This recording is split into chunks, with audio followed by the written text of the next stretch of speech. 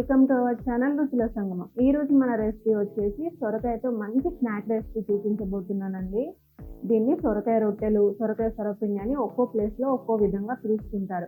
ఎలా పిలిచినా సరే ఈ రెసిపీ అనేది చాలా easy, healthy and very tasty అన్నమాట. మనం లేట్ చేయకుండా ఈ రెసిపీ స్టార్ట్ చేసే ముందు మన ఛానల్ని సబ్స్క్రైబ్ చేసి వీడియోస్ని లైక్ చేయండి. సబ్స్క్రైబ్ చేసేటప్పుడు తప్పకుండా బెల్ ఐకాన్ని ప్రెస్ చేసి మీ సపోర్ట్ని మన ఛానల్కి అందించండి.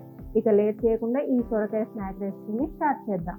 చూడండి, ఈ రెసిపీ కోసం నేను ఒక అరవరకి సొరకాయ తీసుకున్నానండి. దీన్ని చక్కగా స్కిన్ పీల్ చేసి కడిగి తీసుకున్నాను.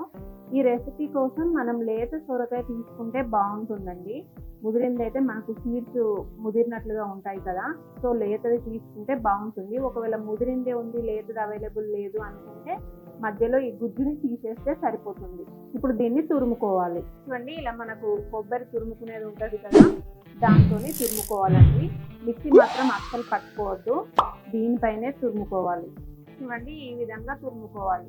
మనం మిక్సీలో పట్టుకుంటే ఈ స్ట్రక్చర్ రాదండి, సో కంపల్సరీగా ఇలా తురుముకొనే తీసుకోవాలి. ఇలా ఉంటేనే మనం చేసే స్నాక్ రెసిపీకి బాగుంటుంది. ఇప్పుడు దీన్ని ఒక గిన్నెలోకి తీసుకోవాలి. చూడండి, ఈ విధంగా వేరొక గిన్నెలోకి దీన్ని తీసుకోవాలి.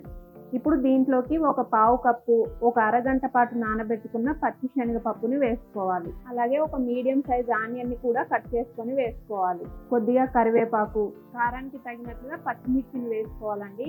మిర్చి పౌడర్ యూజ్ చేస్తే అంతగా బాగుండదు, సో పూర్తిగా పచ్చిమిర్చినే యూజ్ చేసుకోవాలి. కొద్దిగా కొత్తిమీర, అలాగే ఒక స్పూన్ జీలకర్ర వేస్తున్నానండి. టేస్ట్కి సరిపడా సాల్ట్. ఇప్పుడు వీటన్నింటినీ ఒకసారి చక్కగా కలిసేలాగా కలుపుకోవాలి. ఇందులో మనం ఎక్స్ట్రాగా అస్సలు వాటర్ వేయొద్దండి. ఈ సొరకాయ నుండి వచ్చిన వాటరే మనకు కంప్లీట్గా రెసిపీకి సరిపోతాయి. ఎక్స్ట్రా వాటర్ని యాడ్ చేసుకోవాల్సిన అవసరం లేదు. ఇలా అన్ని బాగా కలిసేలాగా కలుపుకోవాలి. మీరు కావాలనుకుంటే కొద్దిగా నువ్వులను కూడా యాడ్ చేసుకోవచ్చు. నేనైతే యాడ్ చేయట్లేదు, మీరు కావాలనుకుంటే యాడ్ చేసుకోవచ్చు. చూడండి, ఈ విధంగా అంతా కలుపుకోవాలి. మీరు కావాలంటే ఇలా వాటర్ని తీసుకొని సాల్ట్ని చెక్ చేసుకొని అవసరం పడితే మళ్ళీ యాడ్ చేసుకోవచ్చు అండి. ఇప్పుడు దీంట్లోకి ఈ సొరకాయ వాటర్ కన్సిస్టెన్సీకి ఎంత పిండి పడుతుందో అంత బియ్యం పిండిని వేసుకోవాలండి.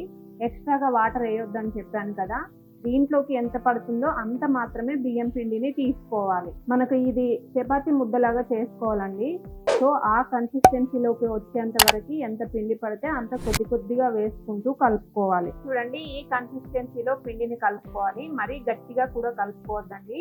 గట్టిగా కలుపుకున్నట్లయితే మనకు బాగా క్రిస్పీగా వస్తుంది.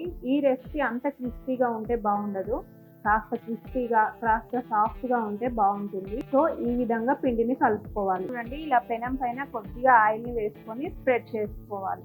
ఈ విధంగా స్ప్రెడ్ చేసుకోవాలి. ఇప్పుడు మనం కలిపి పెట్టుకున్న పిండిలో నుండి కొద్దిగా పిండిని తీసుకొని దీనిపైన వేసుకొని ఇలా స్ప్రెడ్ చేసుకోవాలి. ఇది సేమ్ సర్వపిండి ప్రాసెస్లోనే ఉంటుందండి, కానీ దానికి దీనికి కొద్దిగా డిఫరెన్స్ ఉంటుంది. టేస్ట్లో అయితే పూర్తిగా చాలా డిఫరెన్స్ ఉంటుంది. మనకి సర్వపిండి క్రిస్పీగా ఉంటే బాగుంటుంది, కానీ ఇది అంత క్రిస్పీగా ఉంటే బాగుండదండి. ఇది కొంచెం సాఫ్ట్గా, పైన కొద్దిగా క్రిస్పీగా ఉంటుంది, చాలా బాగుంటుంది. మనకి ఫస్ట్ టైం పెనం వేడిగా ఉండదు కాబట్టి నేను ఫస్ట్ టైం దీనిపైనే స్ప్రెడ్ చేసేస్తున్నానండి. సెకండ్ టైం మాత్రం కవర్ పైన ఒత్తుకొని దీనిపైన వేసుకోవాలి. ఎందుకంటే సెకండ్ టైం వేడిగా ఉంటుంది కాబట్టి మనం ఇలా ఒత్తలేమండి, కవర్ మీద ఒత్తుకొని వేసుకోవాలి. మరీ పలుచగా చేసుకోవద్దండి, అలాగని మందంగా కూడా చేసుకోవద్దు.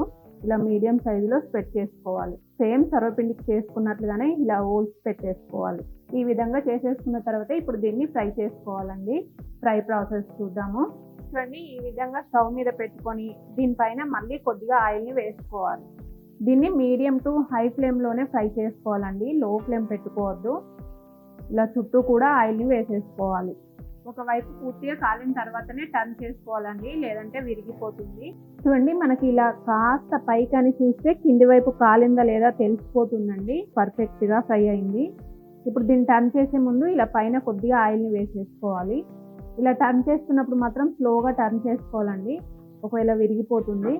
చూడండి, ఈ విధంగా టర్న్ చేసేసుకోవాలి. ఇలా మంచి గోల్డెన్ బ్రౌన్ కలర్ వచ్చేలాగా ఫ్రై చేసుకోవాలండి. మధ్య మధ్యలో ఆయిల్ని వేసుకోవాలి. ఆయిల్ వేసుకుంటేనే బాగుంటుంది. ఇటువైపు కూడా చూసుకొని మళ్ళీ ఒకసారి టర్న్ చేసుకోవాలి. ఇలా రెండు వైపులా కూడా టర్న్ చేసుకుంటూ చక్కగా ఫ్రై చేసుకోవాలి. చూడండి, ఇది మనకి రెండు వైపులా కూడా చక్కగా ఫ్రై అయిపోయింది. ఇప్పుడు దీన్ని పక్కకు తీసేసుకోవడమే. చూడండి, ఈ విధంగా గోల్డెన్ బ్రౌన్ కలర్ వచ్చేంత వరకు ఫ్రై చేసుకోవాలి. ఇది మనకి పైన క్రిస్పీగా లోపల సాఫ్ట్గా చాలా బాగుంటుంది. మిగిలిన పిండిని కూడా ఇదే విధంగా చేసుకొని పెనం పైన ఆయిల్ వేసుకొని వేసుకోవాలి. దీన్ని కూడా చక్కగా రెండు వైపులా ఆయిల్ వేసుకుంటూ ఫ్రై చేసుకోవాలి.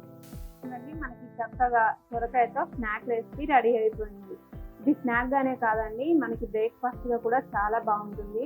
ఎలాంటి చట్నీస్ లేకపోయినా ఇది సూపర్ గా ఉంటుంది. చికెన్ గ్రేవీతో అయితే ఇంకా చాలా బాగుంటుందండి. ఒకసారి తప్పకుండా ట్రై చేసి చూడండి. చికెన్ గ్రేవీలో చాలా బాగుంటుంది. చాలా ఈజీగా కూడా అయిపోతుందండి, తక్కువ టైంలో అయిపోతుంది. చూడండి, ఇది మనకు పైన క్రిస్పీగా లోపల సాఫ్ట్గా చాలా బాగుంటుంది. పిల్లలు కూడా చాలా ఇష్టంగా తింటారండి.